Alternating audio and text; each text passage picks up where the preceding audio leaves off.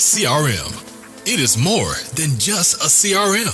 It is a real estate and business mastermind that comes with an all-in-one CRM. You can have unlimited websites and users. You can call, text, RVM, and email all in one user interface. And you can set up custom automations for any type and multiple businesses. 65% of companies start using a CRM system within the first 5 years of business. Once implemented, the Hive Mind will save you on marketing, give you more time, and make more money. One of our users had his first $100,000 month using our system in June. We want to see you automate and accelerate your business. Text us at 210-972-1842 for future meetings, and of course to get our $1 course on how to make more than 6 figures on one land deal. You can schedule your free demo today at hivemindcrm.io. Hello, welcome to today's show. We have a special guest today.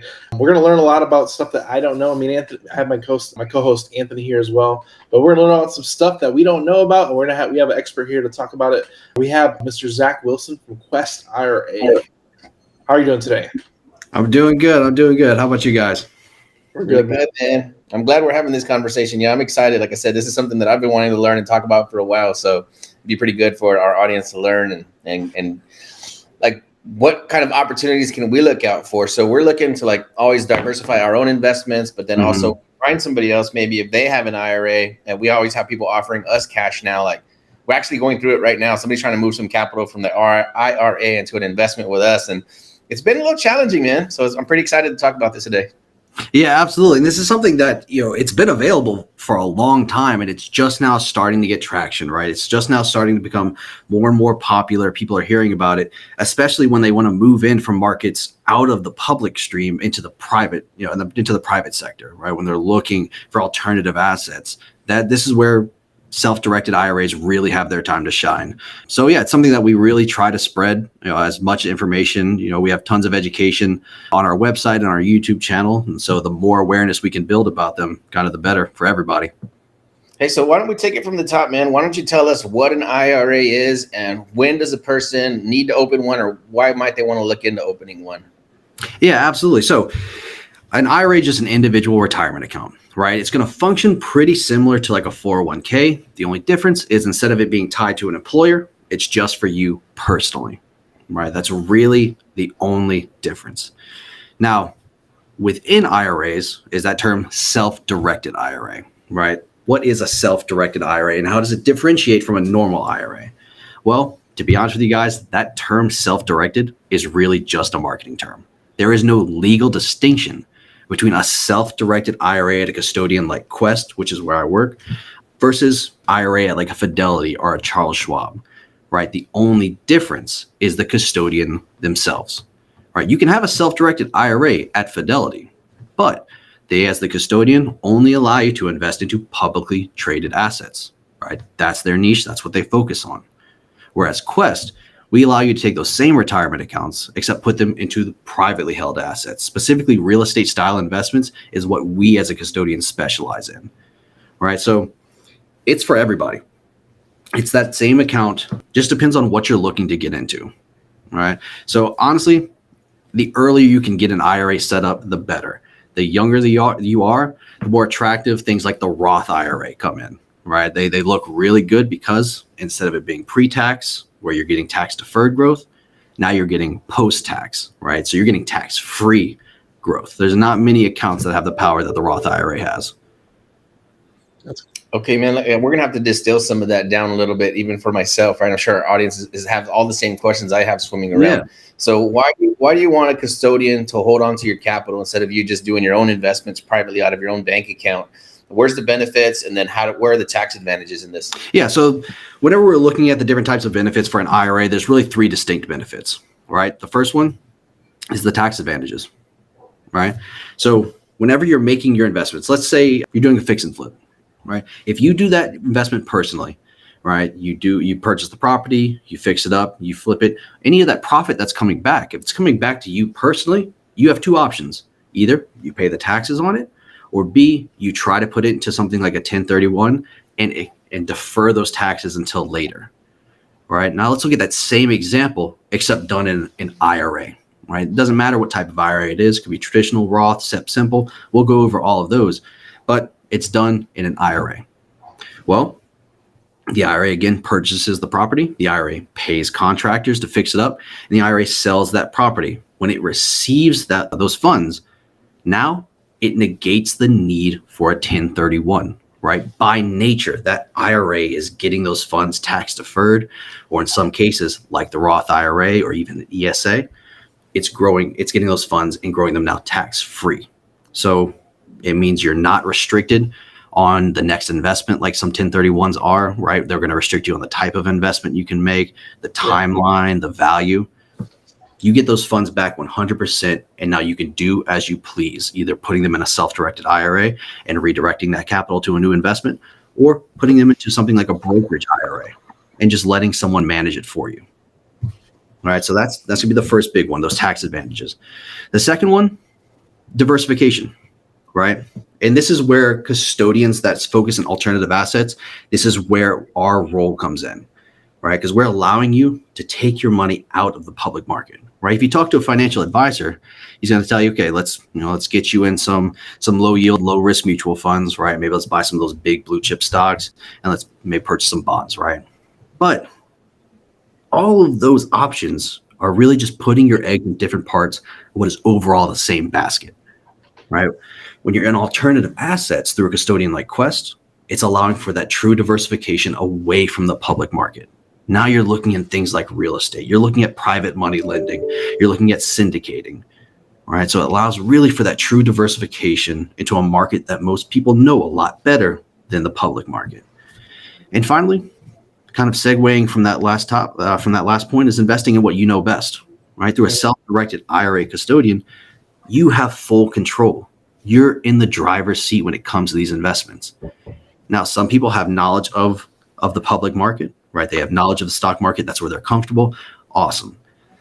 For a lot of people, that's not their niche, right? They know they put funds into a retirement account like a 401k, and someone manages it. Someone puts the money in the market. Someone makes decisions as to when to pull it out, what stocks to buy, what funds to go into, right? But if you want full control yourself, now you get to build off of the base of knowledge that you've built.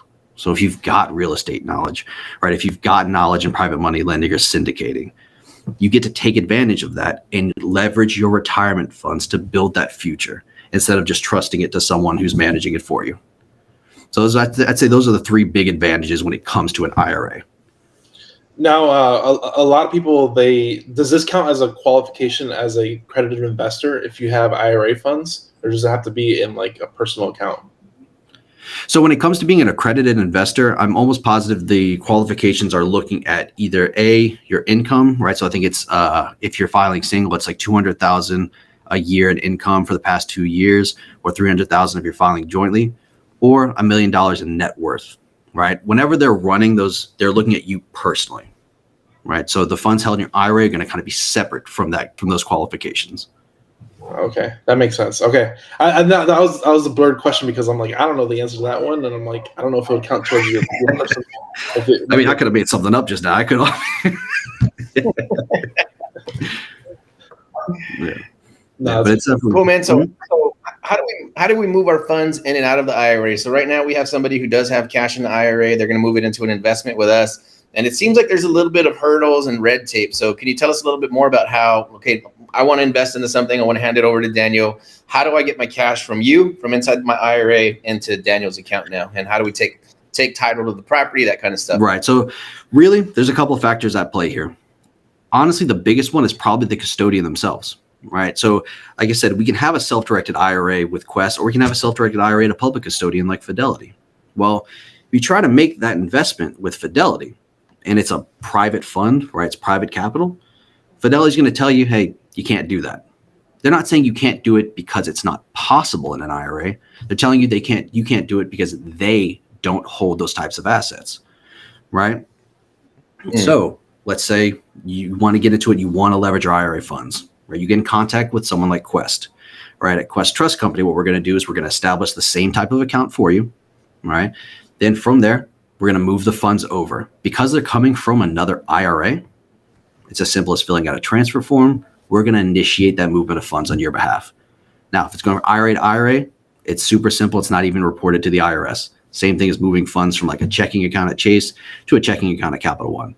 The IRS doesn't care what you do with that money. Now, if it's coming out of like a qualified retirement plan, let's say you had like a 401k, 403b, TSP, well, it's still pretty simple, but you just want to be sure you have A, separation of service, so you no longer work for that employer, or B, you're going to ask them if they allow for in-service withdrawals, otherwise known as in-service rollovers. That's a whole different conversation. We can get into those, but essentially, we're going to give you some delivery instructions. You give it to that administrator, let them know you want to roll the funds over into an IRA. Then they send the check over to us. Right? While we're waiting on those funds to arrive, it's as simple as you calling us and letting us know, hey, I want to make an investment within my IRA. Awesome. All right. So you give us a call. You're not getting an automated line, so you're going to have someone answer the phone for you. We're going to ask a couple questions about this investment. All right. Just tell me a little bit about what that investment looks like. And then you're going to tell me, hey, we're investing into a fund that's looking to raise capital for a syndication, or a fund that's, let's just say it's a fund, right, in general. Awesome. We'll get you in contact with one of our private entity processors. They're going to work with you as well as with the fund manager to gather up all the documentation, right? So we're going to help you gather up things like the subscription agreement, the operating agreement, stuff like that, right? Which can seem a lot up front, right? For someone who's just getting into this, all these documents are like, oh man, it's a whole lot. And we realize that, right? We realize that you're going from telling or pressing a button on Fidelity's portal, right, that you want to purchase a position, from now you're working with actual documents in your hands, right? So because of that, we're going to hold your hand throughout every step. Right? We're going to let you know, here's what we're looking for. Here's what it needs to say to be, one, in compliance, and two, to be vested correctly in the name of the IRA. All right. Now, mind you, all of this is happening while we're still waiting on the funds to arrive. That way we're knocking out two birds with one stone. All right. So once we get it in, we are going to audit it internally, right? To be sure there are no blatantly prohibited transactions putting your account at risk, right? And again, to be sure it's vested correctly. And then once we've got the documents in and the cash is available in the account, we can fund that investment in 24 to 48 hours. So we really make it as simple as possible, knowing that there's a lot of moving parts with investments like this. I'm really glad you broke the clarification as far as whoever is guiding that portfolio, they might have parameters that they don't do. And I think that's going to differentiate. Like you need to look into who you're creating the IRA and who you're self-directing that, who you have as that. What was that word you used? The custodian. Custodian. Yeah, yeah. I'm like, it's not counselor, it's something else. So whoever your custodian is really important, because your custodian is going to make or break what you can invest in as a whole, because it can really put dampers on what you want to really invest in. You know? Yeah, exactly. And it's not always like when they tell you can't do it, it's not always them trying to prevent you from doing it, right? Some of them just don't know. Simply because you're still talking to another human being, right? If this person doesn't know that there are private asset custodians with self-directed IRAs, they're going to tell you like, oh, you can't do that in an IRA, right? Hey, that happens, right? We're not saying that they're doing this on purpose. Just keep in mind that yes, you can. Just about any type of investment you can make personally, you can make within an IRA. There's a few exceptions when it comes to that, right? What are the restrictions? You can't invest into collectibles. So things like fine vintage art, right? You can't do vintage cars, things that it's hard to get a hard appraisal on, right? It's more subjective. You can't do that. And you also can't invest into life insurance policies. You can see the problem there if we allowed people to invest into other people's life insurance contracts, right? So those are really the two restrictions that you can't do. Any other type of investment, you can probably do it within an IRA. Just about the custodian you're talking to. Right. Let's talk about taking title to the property, right? So now Daniel sells me some land. I'm going to invest it from my IRA account. So the IRA, actually, the company takes title to the property? Right. So the best way to think about it is that the IRA is its own entity, right? It has its own name. It has its own address. It even has its own social security number in the form of an EIN, right? So the IRA as an entity is going to be taking title. So for example, if you had an account with Quest, on the warranty deed, it's going to show Quest Company, FBO, your name, IRA, your account number. That's who's purchasing the property. All right. So because of that, now you take title to it. Anything that needs to be done within that account, or within that property, has to be paid for out of the IRA. And when it comes to this, I think it's important to mention the restrictions to an IRA, right? Because it's a tax advantaged account, the IRS says, okay, there are certain people that you cannot commingle your funds with. That list is known as your disqualified parties. If you look on the IRS, it's IRS section IRC 4975. It gives you a real, it's a whole thing. It's a whole list, and it's kind of hard to read. It's a little dense, but we've broken it down. Essentially, it's going to be you, yourself, all right, as your spouse, your lineal ascendants, so parents, grandparents, your lineal descendants, so children, grandchildren, their spouses, and any companies that those people own, control, manage, or are highly compensated by. Essentially, any companies that they're affiliated with, right? Now, the reason those people are disqualified has to do with the flow of inheritance, right? So if let's say my dad has an IRA and he wants to invest, or I want to invest with him, or he wants to invest with me, whatever, right? What I'm really doing is growing an account that I'm going to eventually inherit. This is going to be considered self-dealing, right? What the IRS does not want to happen. So that's why they put restrictions on the up and down family trees. Now notice sideways, doesn't matter. Why? Because as much as I love my sisters, they're not getting my inheritance, right? That's just usually not how it works. Now, obviously, there are certain situations in which that's the case, and then they'll become disqualified as the beneficiary. But for the most part, those are the general rules. All right. So as far as the structure of these investments go, it's really working the exact same. The only difference is now the IRA is taking title instead of you personally. Okay. Yeah, I didn't really. We like I said, we were doing paperwork with our first IRA, and we realized that, like, okay, this is new. Never knew that. Like, there's some this dealing with this. It's kind of been eye opening to us. It's kind of interesting because we're having this conversation now, and we've been dealing with all this paperwork over the last 2 weeks. So we're kind of like understanding this from our side of it as part of the person taking the money in, as an investor investing that capital from an IRA person. So it's kind of interesting having and seeing what happens on our side too versus actually creating it on their side. So there's different aspects on both sides that we're seeing now. Yeah, exactly. And you as the one raising the capital from the IRA, right? It's not until you start to deal with it, like you said, that you realize, like, oh man, it needs to have like this exact name. All right. It's got to say exactly word for word this. Yeah. Right. And now we have to use this address, and we can't use their social security number. We have to use the IRA's EIN. Right. And it's all these different factors that you don't know until you get there. But once you do your first one, the next ones become much easier. You realize you're just dealing with another entity, except they're a little bit more strict as to what their name is. Yeah, we learned a lot this week, man. Yeah, it was quite a bit of back and forth, and we're not used to it because we've received private capital for deals, but receiving it from an IRA, yeah, it was just a little bit more challenging. But like you said, I think we've got our bearings now. It looks like the funds should be headed our way now. It was just a little slight learning curve, but it's kind of cool, man. Let me ask you this: so what are the tax advantages of investing from inside of an IRA versus just investing out of your LLC account, right? So how does that work? Yeah, so really when it comes to the tax treatments and the tax advantages that these accounts can experience, it's going to be up to the type of account that you've established. All right, so here at Quest, we hold 7 different types of accounts. We have traditional and Roth IRAs, which can be your personal accounts. We've got your employer plans, right? These are geared towards self-employed individuals who want to take advantage of those higher contribution limits. Right, so this can be the SEP, the Simple, and the Solo 401k. And then we have our specialty plans, right? These aren't retirement accounts, but these are accounts that can be self-directed, just like retirement accounts. And that's going to be the Health Savings Account, the HSA, and then the Coverdell ESA, right? Which is an alternative to things like the 529 plan, right? So these are always going to fall into one of 2 categories, either a pre-tax account or a post-tax account.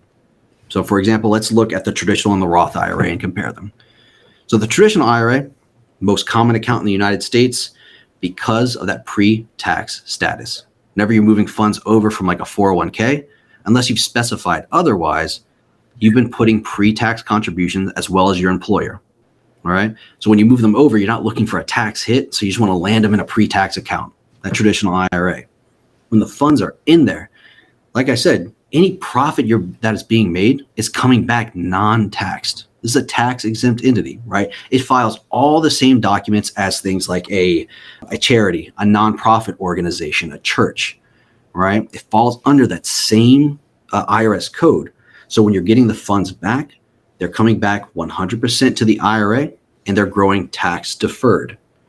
Now, come retirement age, as long as you're over the age of 59 and a half, you're taking out all of those funds, not tax free. You're getting them applied to your income, and you're paying the taxes as your income, right? They get added to your adjusted gross income for the year in which you took that distribution, right? The reason people will stick with this is because they know down the road they're going to have a lower income, right? Either they're going to get out of retirement and they're just going to be living off their savings or their pension plan or Social Security, whatever it is. Either way, they know their income bracket's going to be a little bit lower.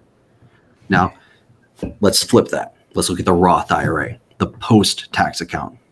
Personally, my favorite account, right? Because that is post-tax. Any funds you're getting back, just like the traditional IRA, are not going to be taxable, except instead of growing tax deferred, they're growing tax free, right? That means you take, let's say you max out your contributions when you're younger for 5 years, you got $30,000, right? So it's $6,000 a year. So over 5 years, 30,000. From there, you grow that 30,000 into 100,000, 500, a million if you're lucky enough, right? That means come retirement age, as long as you've had a Roth IRA open for 5 years and you're over 59 and a half, you've got $1 million tax and penalty free.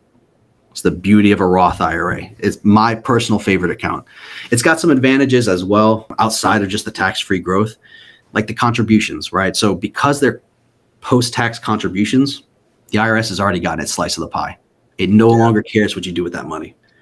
All right. So in that same example, over 5 years, I put $30,000 in, except at the end of year 5, I decide, now I need a new car. I need a new car and I do not want a car payment, or I want a very minimal car payment. Because that's a post-tax account, I can take out those contributions, right? The contributions at $30,000, tax and penalty free. And I get to submit it as I please. Right, so that's really the two key differences. No matter what, funds are coming back tax-free. It's just a matter if they're growing tax-deferred or growing tax-free. So can you have multiple accounts? Because I know you kind of mentioned a little bit earlier that you can do 6,000 per account. So can you have a Roth and a self-directed that you kind of, I put 12,000 away annually and get multiple accounts? And is there a limit on that if you get multiple extra accounts? So unfortunately, no, right? So that $6,000 limit is not only going to be combined with all of your Roths, it's all of your personal accounts.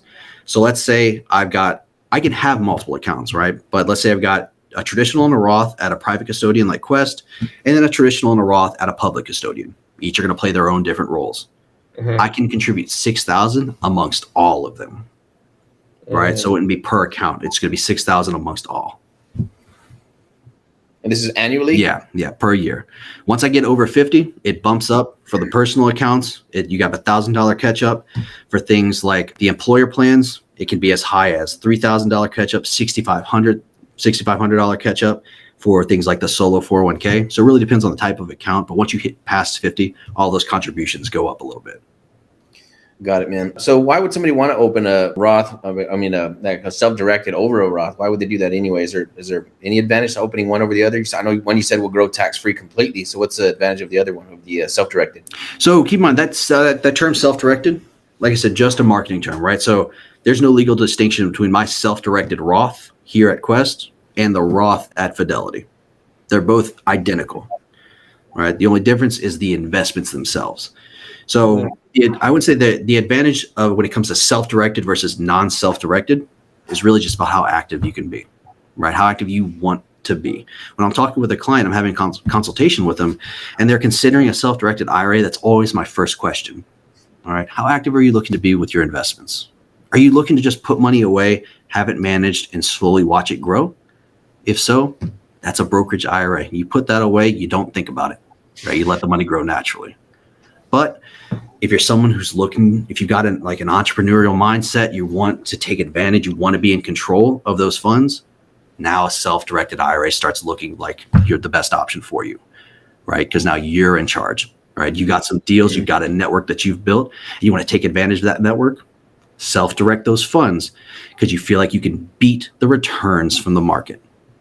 All right, a lot of people are coming over this way especially, with the market and the condition that it is right now, this is that alternative path, right? If you feel like, okay, I can make some profit here, I can kind of mitigate the losses that I've been experiencing, your self-directed IRA, that's where we're going to come into play.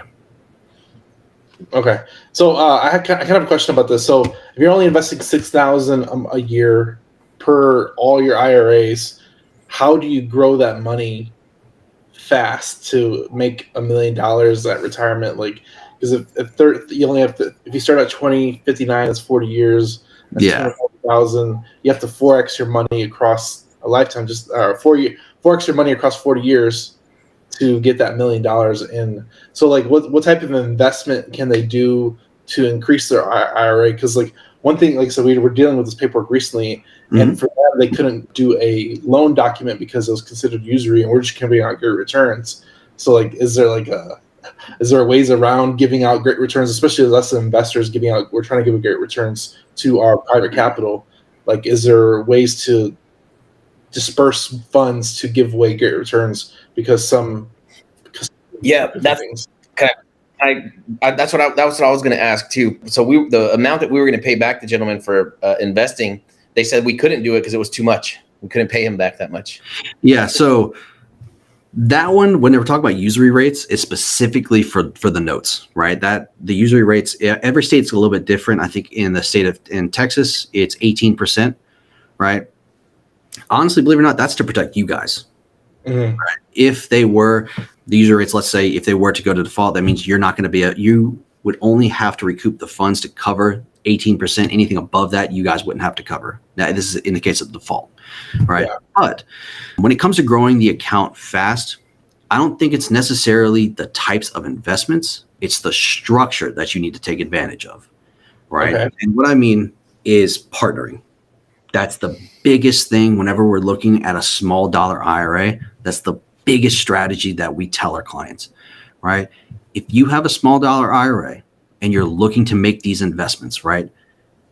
More than likely, you know someone who has a larger IRA. You know someone who has funds saved up, that they worked for a company for several years and they rolled over their 401k, all right?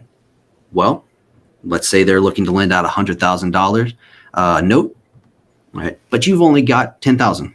Let's say you got 10,000. You reach out to them like, hey, instead of you lending out 100,000, do you think we can draft up this $100,000 note to show 90% being lent by you and 10% being lent by my IRA? All right. That way, now I'm getting access to this investment that I otherwise wouldn't have had access to because I'm taking advantage of the partnering structure.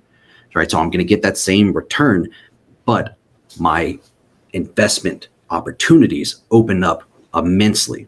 Right. Because now I'm not dealing with small dollars. Oh, man, I have to do like a bridge loan. And that's really the only thing I get into. I can't do much more. No, you can purchase property. Right. You take a small percentage of that property's ownership. I can lend on a large note, take a small percentage of it. I can partner with someone to get into a syndication.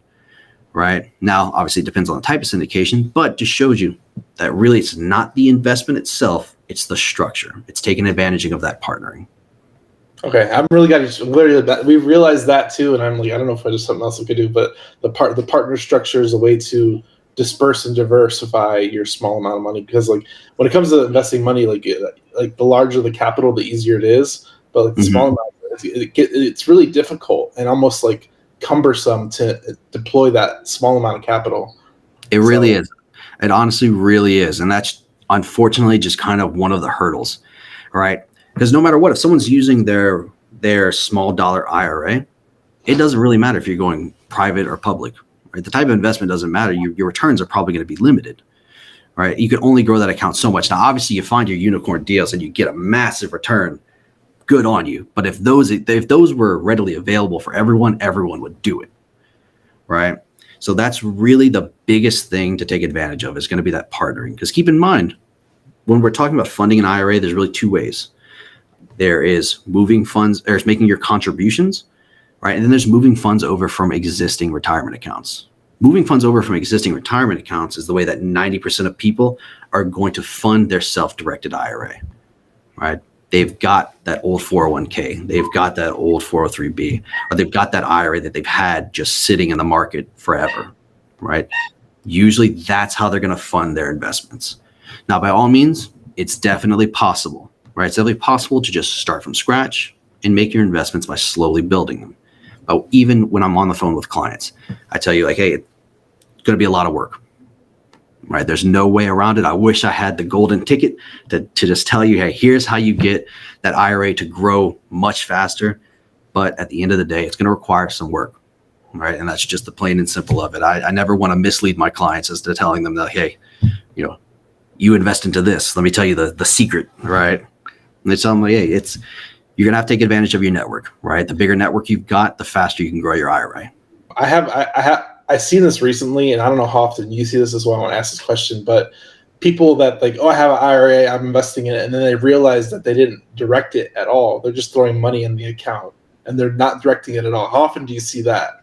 More often than you'd think, right? So when it comes to Quest specifically, right, our accounts are non-interest bearing. So we actually tell people, hey, only bring over the money you need for this specific investment. So it doesn't happen too much with us, but it happens a lot when people are moving the funds over. They're like, I made an investment in my IRA, right? I made an IRA investment. Like, the IRA is not an investment. It is a vehicle, right? You can get into a car. It doesn't matter. You're not going to get anywhere if you're not driving it, right? It is just the investment vehicle. It is where the investments are going to sit. So it does have to be invested further than that.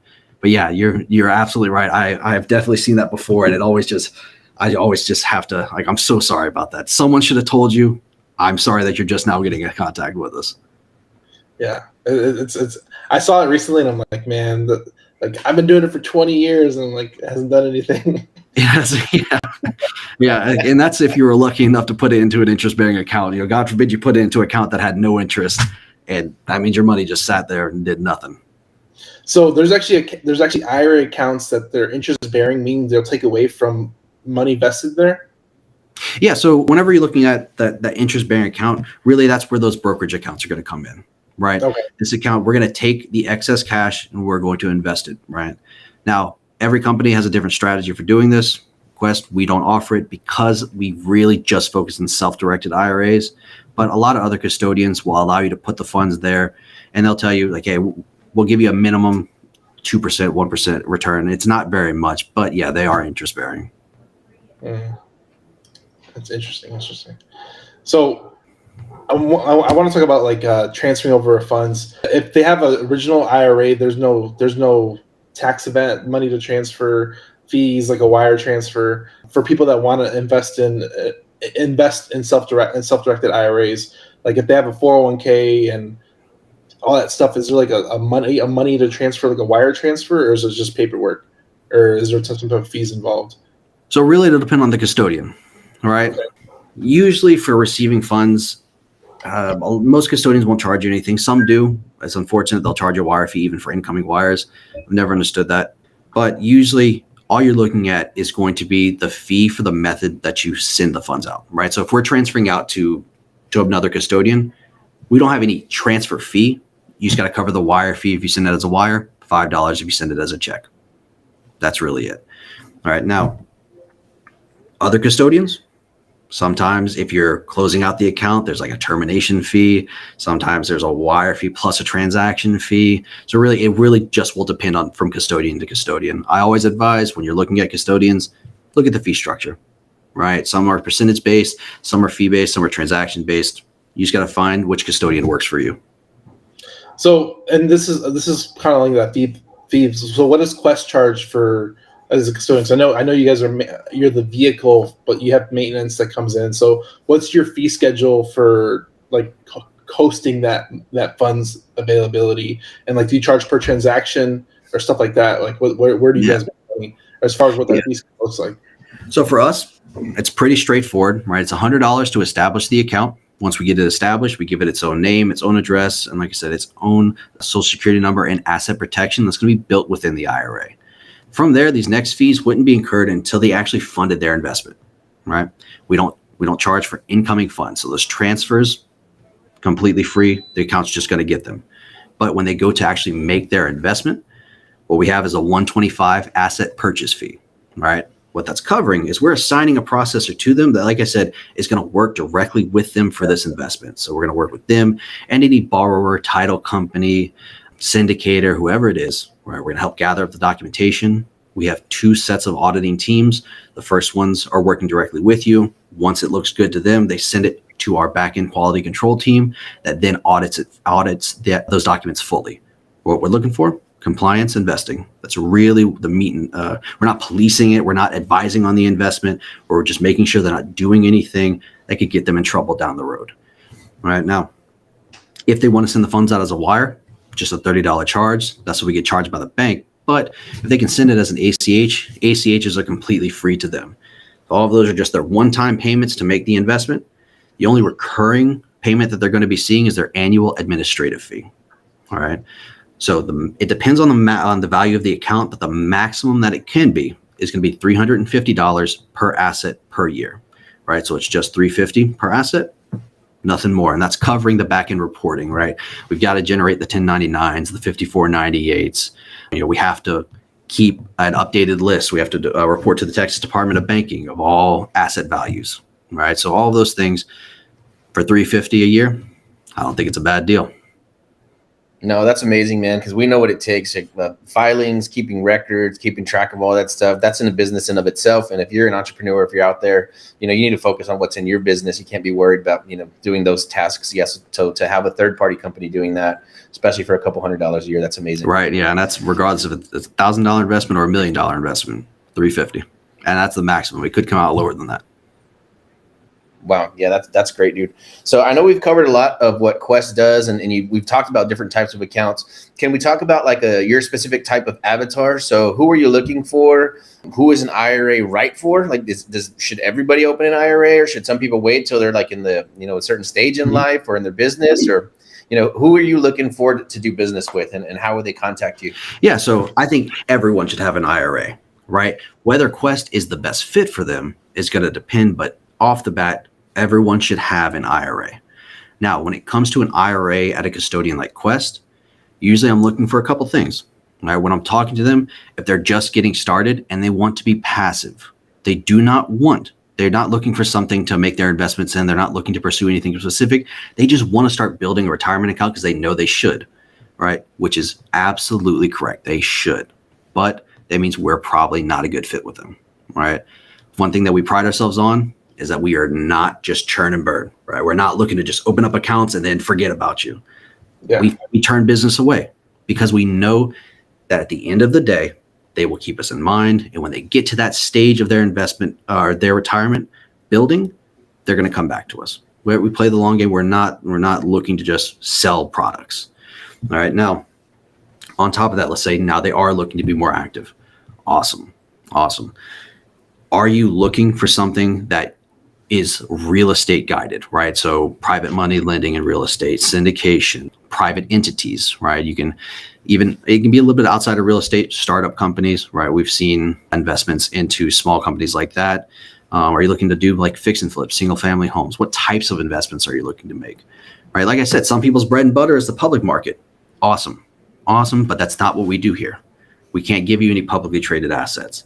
So if you're looking for the public market, we're going to send them to someone like Fidelity, Charles Schwab, Vanguard, TD Ameritrade, right? But if they are looking for those real estate style investments, we're here for you.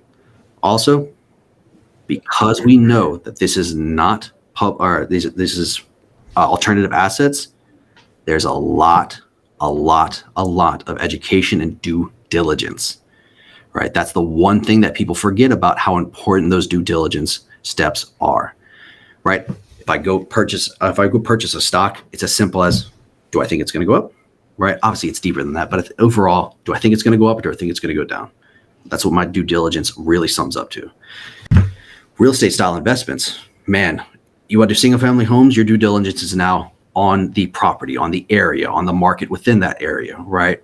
I'm doing lending, my borrower, now I got to look at both a borrower and a property. If I'm syndicating, I'm going to do diligence on that syndicator because it may not be a secured note that I'm lending out, or it's not necessarily the most asset-backed investment, right? So that I'm looking for someone who understands that due diligence is going to be key, right? Now we supplement that. We can tell you, we don't do the due diligence for you, but we have hundreds of videos showing you what you should be looking for. We do interviews with people in the industry that tell you here's what they look for, right? But someone who's going to, like I said, be that entrepreneurial mindset that's going to put the work in, because at the end of the day, private assets come with a bit of work, right? So that's really who I'm looking for.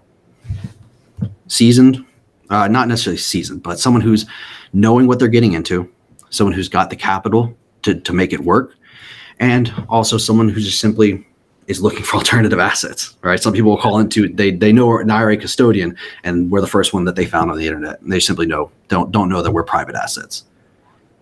Yeah.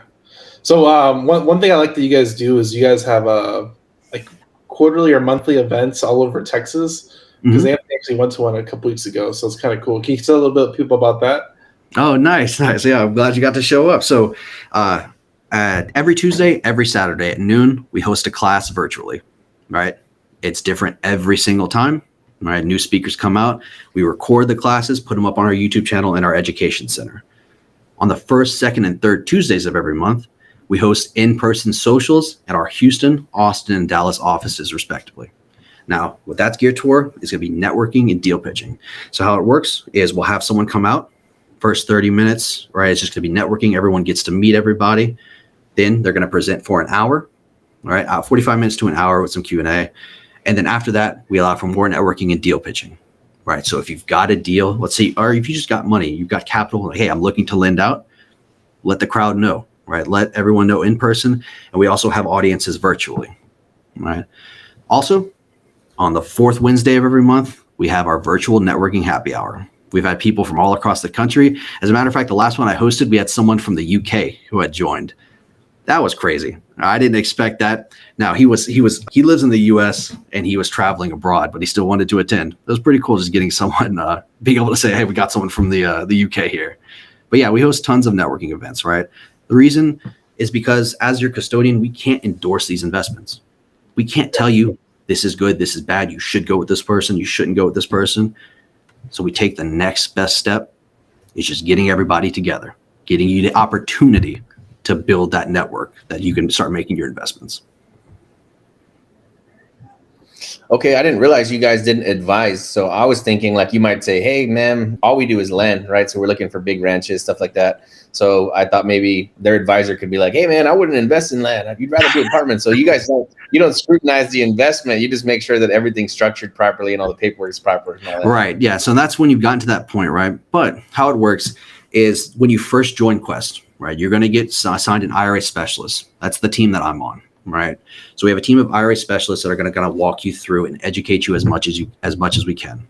And that's the key, is we're going to be sure you are fully equipped. We cannot tell you that's a bad investment. What's the next best thing that I can do is I can be sure you know everything you need to know to identify that that's a bad investment. Right. That's what we do. We focus on education. That's why we have so much material that we just push out constantly. We're being sure all of our investor clients are fully equipped to make the best decisions that they can.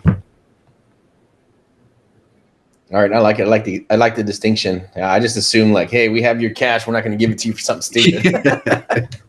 Like we tell people, we've had people enter into notes that are at 1%. We call and tell them like, hey, this is at 1%, right? This is just being sure. They say, yep. Okay. All right, we'll do it. Whenever you find that guy that wants to dump into some 1% notes, send him my way, okay? Yeah, so I tell him like, sir, I've got the perfect opportunity for you. All right. Yeah, we want to talk to that guy. So yeah. I really appreciate you coming on. It's very informational. Like I said, we've been dealing with this recently. If everybody hasn't dealt with this, I hope you learned something, because we've been kind of dealing with it firsthand this last week. So it's kind of interesting to talk about it right now. Yeah, the first time you're exposed to it, honestly, it's a lot. It's a lot, and it seems overwhelming, right? But that's why people like us are here, right? We set up consultations. I'll have a consultation with every single one of my clients before they ever open up the account with us. That way they know the rules, right? Because it's who knows? Oh, IRC 4975 will tell me what I can and can't do. No one knows that, right? That's why we're here, to let you know what you can and can't do, the types of investments that are available to you, and how the process works. We really break it down, try to simplify it as much as we can. So what's the best way to get a hold of you? We got questcompany.com, and then we have your email as well, Zachary. Right. So, yeah, you guys can shoot me over an email, zachary.wilson@questtrust.com, or if you want to give us a call, 281-492-3434. My name is Zach Wilson. Just ask to speak to me, or my direct extension is 3648. If I'm not available, guys, any one of the IRA specialists, right? We have a whole team here. We have 34 IRA service professionals, certified IRA service professionals that are able to answer any question you've got when it comes to your IRA investments. So again, if I'm not available, just ask to speak to an IRA specialist, and any single one of us will be happy to hop on a call with you then, or set up a consultation for a later time that works best for you. Oh, there you go. This is a random question, but is there a quote that is yours or somebody else's that you resonate with? Oh, man. Okay. Oh, it sounds bad, but you know what the first one that came into mind was I just picture the Wayne Gretzky quote. You miss 100% of the shots you don't take. Wayne Gretzky, Michael Scott, Zach Wilson. All right. Yeah, so I'll stick with that one. I'll stick with the Office quote.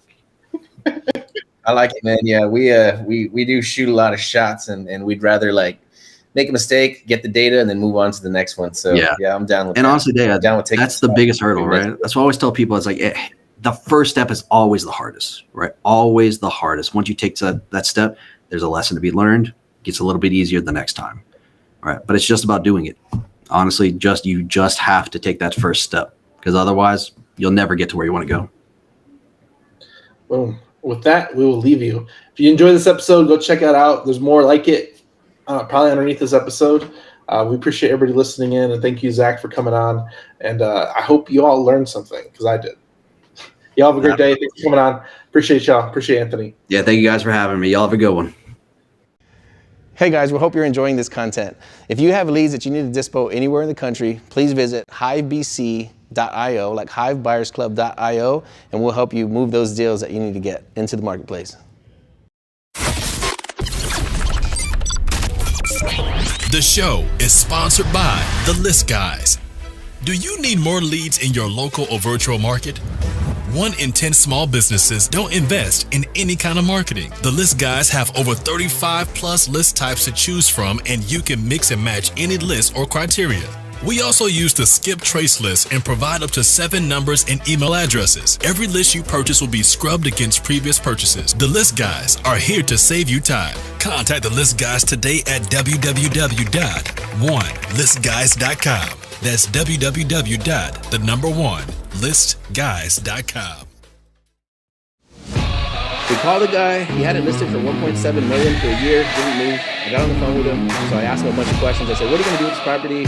What did you buy it for? What were the intentions? Why didn't you list it? Are you planning to list it again?" "No, I'm not going to list it again."